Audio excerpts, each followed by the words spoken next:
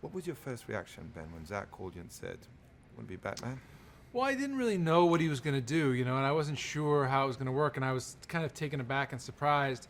I went down to his office and looked at what he had created. He had already painted and drawn and created videos, and for what would become Batman versus Superman. And I could already see the influence of the Frank Miller book on the movie, and I could already see the sort of this great idea of this kind of heavyweight fighter in the 12th round, of his life. Then that was really appealing to me, and all of a sudden, and I saw the way he was doing the Batcave and what the Batmobile was going to look like, and how and he was Chris Terrio was going to write it, and I just thought, like, I have to do this. I can't. If I say no to this, I'll regret it forever. I'm glad you said yes. How different is this new version of Batman to other previous incarnations? The previous incarnations of Batman are done by such great actors. That's like, it was a hard and daunting thing going in because there's such fine work had been done. I'm such a fan that I had to just sort of put that out of my head. Otherwise, I would have been forever going like, oh, is this as good as so and so did it? And we tried to do something that was not just another chapter in someone else's thing, but to try to reinvent it and do our own thing. What's different about this chiefly is that, just from a story point of view, is that Batman exists now with other superheroes, which hadn't really happened before. You've got Superman there, and you've got Wonder Woman, and you've got the possibility of these other characters emerging. And so putting him in a world where those characters exist very much changes the calculus for Batman in a lot of different ways. And how did you, both physically and emotionally, as an actor, prepare this role?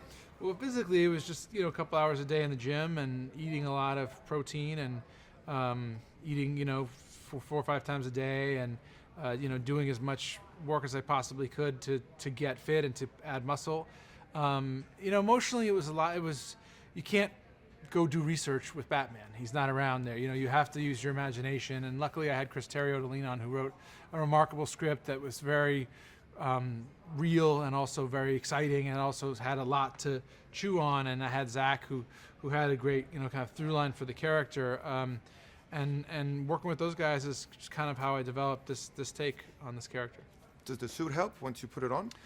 Yeah, the suit helps enormously. I mean, all the things that the movie is able to do to sell Batman are helpful, right? Like there's sound, and there's effects, and there's this costume, and there's design, and all the things that ultimately the director is doing to create a Batman help you as an actor. And sometimes you just have to get out of the way and let that happen, And really what you're playing Bruce Wayne. So the audience, that's the human being that the audience gets to know, and that's who they imagine is in that suit when they're watching that sequences. So that's really the trick of it, I think.